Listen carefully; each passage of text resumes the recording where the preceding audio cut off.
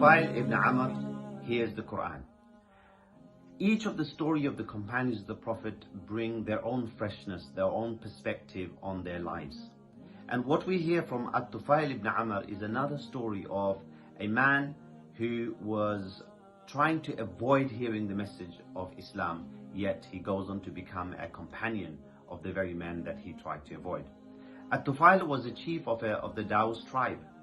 And as soon as he heard about the Prophet's coming in Mecca, he wanted to hear what was going on. So he got to Mecca. However, he was distracted by the Quraysh, who said to him, "O Tufayel, you have come to our town. This man who claims that he is a prophet has ruined our authority and shattered our community."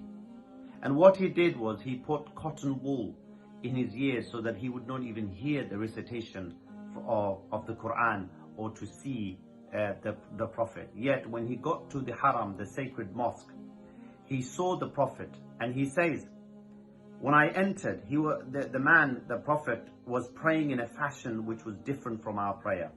His whole manner of worship was different. The scene captivated me. His worship made me tremble, and I felt drawn to him despite myself until I was close to him." And this is when he started to say to himself, "Oh Tufayel, what are you doing? You are a perceptive poet. You can distinguish between the good and the bad in poetry. What prevents you from listening to what this man is saying?" And hearing himself and talk to himself and to evaluate his own position, he got to the Prophet and he asked him to give him the message of the Quran. And he recited to me Surah Ikhlas and Surah Al-Falaq.